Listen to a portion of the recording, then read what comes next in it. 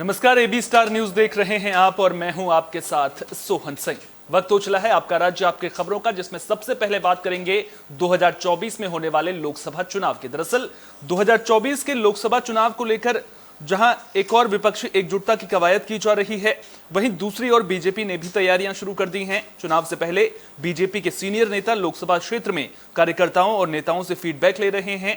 इसी कड़ी में केंद्रीय मंत्री संजीव बालियान रोहतक लोकसभा क्षेत्र में रेवाड़ी जिले की कोसली विधानसभा क्षेत्र में पहुंचे। संजीव बालियान ने विधायक के कार्यालय में कई बैठकें की। इस दौरान कार्यकर्ताओं और पार्टी के नेताओं के साथ लोकसभा चुनाव पर चर्चा की गई।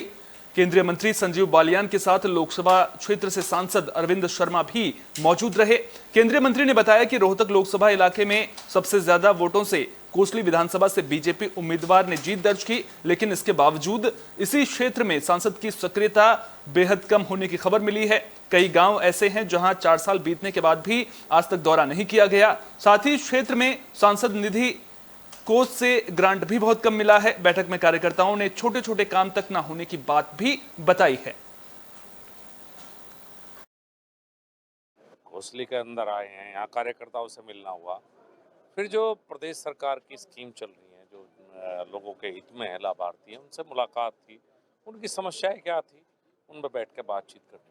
संजीव बालियान जी का कोसली प्रवास है, आज यहाँ रुकेंगे, कार्यकर्ताओं से मिल रहे हैं, मंडल अध्यक्षों से, सभी तरह के पदाधिकारियों से उनकी मीटिंग है। उसके बाद सबसे बड़ी जो बात है, जो केंद्र सरकार, हरियाणा सरकार की जितनी योजनाएं हैं, उनके लाभार्थी जो हैं उनसे भी बातचीत हो रही है और उनकी कोई समस्या ना हो, उनके साथ कोई परेशानी ना हो, उन बातों पर भी चर्चा हो। छत्तीसगढ़ में पंचायत सचिवों का प्रदर्शन लगातार जारी है। भूपेश बघेल सरकार के खिलाफ छत्तीसगढ़ में पंचायत सचिव प्रदर्शन कर रहे हैं और अब पंचायत सचिवों का यह प्रदर्शन उग्र रूप लेता हुआ नजर आ रहा है। पंचायत सचिवों ने अब बघेल सरकार के खिलाफ भूख हड़ताल भी शुरू कर दी है। जांजगीर चांपा के बलौदा अलकतरा ब्लॉक में भी पंचायत सचिवों ने भूख हड़ताल के दौरान बघेल सरकार के खिलाफ जमकर नारेबाजी की। वहीं पंचायत सचिवों की हड़ताल से ग्राम पंचायतों में कामकाज पूरी तरह से ठप हो गया है और सरकार की योजनाओं का काम मूर्त रूप नहीं ले पा रहा है। बता दें कि सचिव सरकार से मांग कर रहे हैं कि जिन पंचायत सचिवों की परिवीक्षा अवधि पूरी हो चुकी है, उन्हें नियमित किया जाए। पंचायत सचिवों ने छत्तीसगढ़ सरकार पर वादा खिलाफी का आरोप लगाया है। वहीं पंचायत सचिवों की हड़ताल की वजह से सरकार की महत्वाकांक्षी गोबर खरीदी योजना, रिपा कार्य, गोठान के काम, मनरेगा के काम, जन्म मृत्यु पंजीयन और राशन कार्ड से जुड़े सभी काम ठप पड़ गए हैं। बता दें कि पंचायत सचिवों की यह भूख हड़ताल 1 हफ्ते तक चलेगी। पंचायत सचिवों का कहना है कि अगर सरकार जल्द ही उनकी मांगे पूरी नहीं करती है तो वे आमरण अनशन और आत्मदाह करेंगे, जिसकी पूरी जिम्मेदारी सरकार की होगी। सचिव संगठन पिछले मार्च 16 से हड़ताल पर डटे हुए हैं, क्योंकि सरकार हमें आश्वस्त की थी कि जैसे हमारी सरकार बनेगी हम सबसे पहले आप लोगों को शासकीकरण कर देंगे। हमें अब इसी इंतजार में 4 साल गुजर गया, लेकिन सरकार हर बार बहाना करती रही। कई बार हमारे डेलीगेशन से मिलने गया, उसके बाद एक बार बोलेंगे कि दिसंबर में कर देंगे, दिसंबर में आया, उसके बाद बजट में कर देंगे, ऐसा आश्वासन दिया गया। लेकिन अंतिम बजट गुजर जाने के पश्चात भी हमारा शासकीकरण का मांग सरकार के द्वारा पूर्ण नहीं की गई, जिसके तारतम्य में हमारे संगठन द्वारा निर्णय लिया गया कि हम आंदोलन की राह में जाएंगे और अगर सरकार उसके बाद भी अगर नहीं मानती है तो हमारा अगर आंदोलन उग्र होगा। इसी कड़ी में हमारी भूख हड़ताल जो है कल दिनांक से प्रारंभ हुआ है, सोमवार से। आज जिसका क्रमिक भूख हड़ताल का दिन है और हमारी मांगों के संबंध में पहले भी हमें आश्वस्त कराया गया था। पंचायत मंत्री के द्वारा भी हमें पूर्ण रूप से आश्वस्त किया गया था और जिसके कारण से हम लोग उनके जवाब के इंतज़ार में बैठे हुए थे। और जैसे ही 6 तारीख को बजट प्रस्तुत किया गया तो उस बजट में सचिवों का नाम किसी प्रकार से कोई उल्लेख नहीं किया गया, जिससे हमें ठगा महसूस होने लगा और हमारे मन में रोष उत्पन्न हुआ।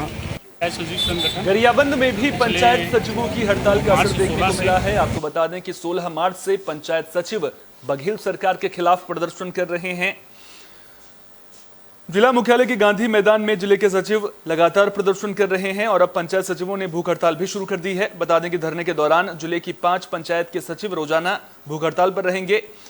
आपको यह भी बता दें कि गरियाबंद जिले के सचिव संघ के प्रतिनिधि सीएम बघेल से मिलने रायपुर भी गए थे, लेकिन उनकी सीएम से मुलाकात नहीं हो पाई। सचिव संघ प्रतिनिधि ने कहा कि मुख्यमंत्री की ओर से पंचायत सचिवों के हड़ताल बंद कर काम पर लौटने के बाद बात करने की बात कही गई है।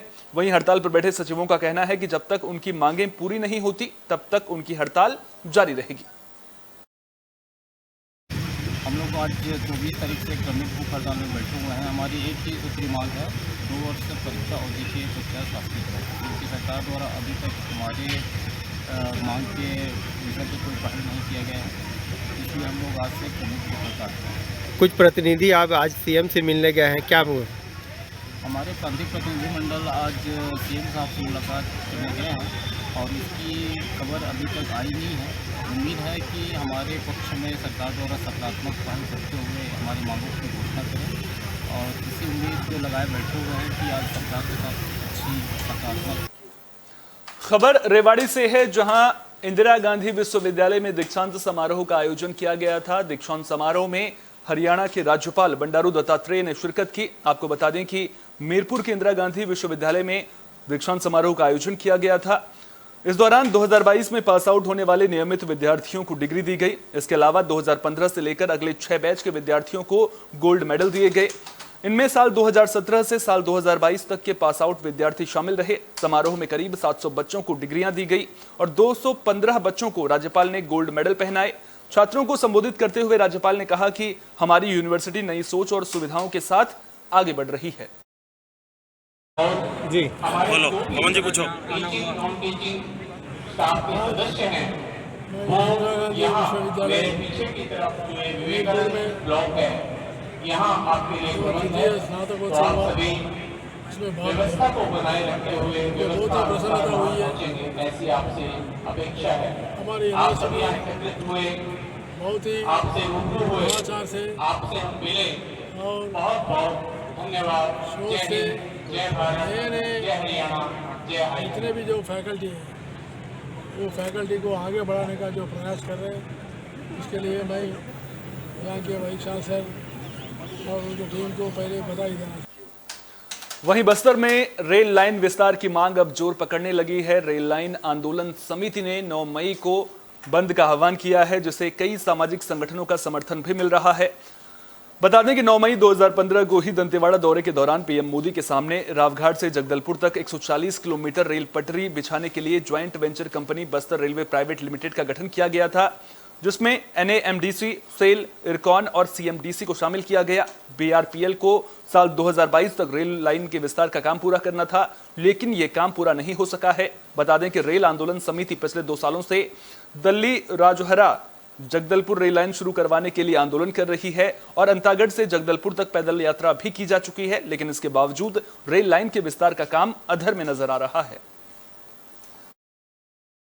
दशकों से चल रही दिल्ली राजहरा अंतागढ़ से जगदलपुर रेलवे लाइन के लिए जो विस्तार के लिए लड़ाई लड़ी जा रही है, Bastar chamber of commerce, Bastar rail आंदोलन समिति, सभी वरिष्ठ संघ, समाज, सामाजिक संगठनों के साथ जो लगातार 2 सालों से एक पद यात्रा, उसके बाद सभी रेलवे बोर्ड, BRPL, आईकॉन और जितने जो संबंधित इससे संस्थाएं हैं जो रेलवे के विस्तार के लिए इसमें जो अपना कार्य करने के लिए जो संपादित हैं, उन सभी से लगातार हमारी बातचीत हो रही थी। यह उम्मीद थी कि प्रधानमंत्री जी की घोषणा और MOU के बाद इस मार्च-अप्रैल से इस रेल लाइन का विस्तार चालू हो जाएगा, कार्य प्रारंभ हो जाएगा, परंतु ऐसी स्थिति कोई भी दिखाई नहीं दे रही है।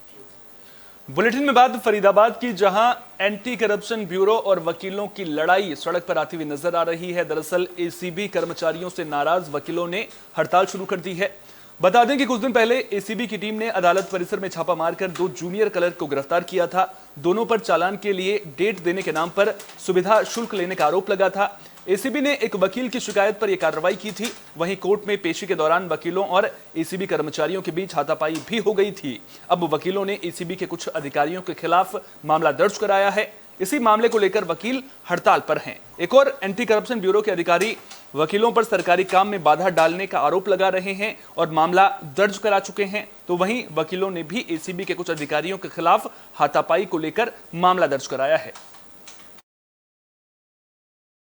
देखिए, हमारे वकीलों के साथ इतनी जाती हुई है, उनके साथ बदतमीजी हुई है। कोर्ट में हमारा वकालतनामा फाड़ दिया गया है। एंटी करप्शन ब्यूरो टीम द्वारा वकीलों के साथ बहुत ज़्यादा बर्बरता की गई है।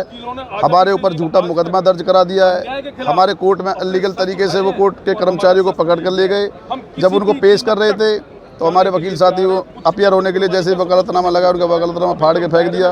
बीइंग ए प्रेसिडेंट में वहाँ पे गया, वहाँ हमारे साथ इन्होंने बदतमीजी करी, धक्का मुक्का करी, मारपीट की, और जिसके खिलाफ इन्होंने हमारे ऊपर झूठा मुकदमा दर्ज करा दिया। हमने भी इनके खिलाफ मुकदमा दर्ज कराया है। जो इन्होंने ये कहाँ पर हुई है? किसने की है? कोर्ट रूम के अंदर, सीजेएम साहब की कोर्ट रूम के अंदर, और एसीबी की टीम द्वारा की गई है। ऐसा है कि एंटी करप्शन ब्यूरो वालों ने हमारे कुछ वकील साथियों के साथ बदतमीजी की है, जिसकी वजह से ये काम हुआ है।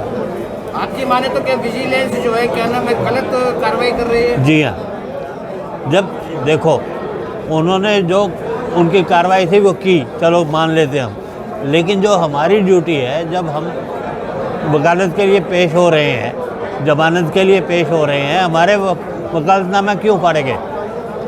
समझे नहीं? और उनको ऐसी अथॉरिटी किसने दे दी कि हमारे वकालतनामा फाड़? बुलेटिन में बात छत्तीसगढ़ के महासमुंद जिले की, जहां रोजगार सहायक और सरपंच के खिलाफ ग्रामीणों ने मोर्चा खोल दिया है। बता दें कि मामला गिरसा गांव का है। दरअसल ग्रामीणों का कहना है कि जब उन्होंने जानकारी लेने और शिकायत का निराकरण न होने पर सरपंच और रोजगार सहायक से सवाल पूछा तो सरपंच और रोजगार सहायक ने गाली गलौज की और जाति सूचक शब्दों का इस्तेमाल कर जान से मारने की धमकी दी। दोनों के विरोध में ग्रामीणों ने जमकर नारेबाजी की और सरसीवा थाने में ज्ञापन सौंपा है। ग्रामीण दोनों की गिरफ्तारी की मांग कर रहे हैं। हमारे गाँव में चौर नहीं हो देख रही, सरपंच है तायहान और कोई कहा थे सब के सब रोजगार गारंटी चौर नहीं पाबो तो हम नहीं जान बूता। थोड़ बहुत जब इनके चल दी बूता ओला मना करेगे हन तो वो कौन रोकी का के जब रहन गाली गोल्लाजी से। कौन गाली दी से? सुना वो नेठ गाड़ी की से का नाम है? नेठ के का नाम है? छाया ओकर बेटी सरपंच के और सचुला पंचायत भवन में मैं पूछे तो लोग कौन सा चुपट हो यहाँ चला बता कहे तो वो कैसे कहा थे पंचायत है पछा है तो पंचायत कौन होते? हम अल्लाह तो गुड़ी में बला थे थाना आए हैं पंचायत ला हम चिन्हे नहीं तो ला थाना वाला पठोई धनगांव वाला लानी तेला बता कहे और टूरी पिला मन ना लिखा थी मन नहीं बोली तो दूसरा टूरा गवाही। बुलेटिन के आखिर में बात हरियाणा के रेवाड़ी की, जहां सरकारी जमीन पर अवैध पार्किंग बना दी गई है और अब अवैध पार्किंग के नाम पर लोगों से उगाही की जा रही है। घटना दिल्ली जयपुर हाईवे पर बनीपुर चौक का है। आरोप है कि कुछ आपराधिक किस्म के लोगों ने सरकारी जमीन पर अवैध तरीके से पार्किंग खोल दी है और रसीद बुक छपवाकर रोजाना हजारों रुपए की उगाही भी शुरू कर दी है। मामले की जानकारी मिलने पर सीएम फ्लाइंग की टीम ने छापा मारा और मौके से एक आरोपी को गिरफ्तार कर पुलिस के हवाले कर दिया है। जानकारी के मुताबिक दिल्ली जयपुर काफी व्यस्तम हाईवे है। रेवाड़ी का औद्योगिक कस्बा बावल भी इसी हाईवे से सटा हुआ है, जिसका मेन पॉइंट बनीपुर चौक है, जहां से हजारों प्रवासी लोग सफर करते हैं। बनीपुर चौक पर ही HSIDC की खाली जमीन पड़ी हुई थी। कुछ वक्त पहले इस जमीन पर आपराधिक किस्म के लोगों की नजर पड़ी और जमीन के चारों तरफ तारबंदी कर अवैध रूप से पार्किंग बना दी गई। इस पार्किंग में रोजाना सैकड़ों व्हीकल खड़े होते हैं, जिससे हजारों रुपए की कमाई होती थी। मुख्यमंत्री उड़नदस्ता रेवाड़ी की टीम के द्वारा एक गुप्त सूचना के आधार पर बनीपुर चौक पर बिना परमिशन के चलाई जा रही एक पार्किंग पे संबंधित विभाग और स्थानीय पुलिस के साथ जब रेड की गई तो वहाँ पे एक युवक था वो जो बिना किसी अथोराइजेशन के वहाँ पे पार्किंग चला रहा था, जिसके आधार पर HSIDC के अधिकारियों के द्वारा स्थानीय थाने में FIR अंकित करने के लिए लिख के दिया जा रहा है और उसमें नियमानुसार कार्रवाई यथाशीघ्र। आपका राज्य आपकी खबरों में फिलहाल के लिए इतना ही। देश दुनिया की तमाम अहम खबरों के लिए बने रहिए AB स्टार न्यूज के साथ। फिलहाल दीजिए इजाजत। नमस्कार।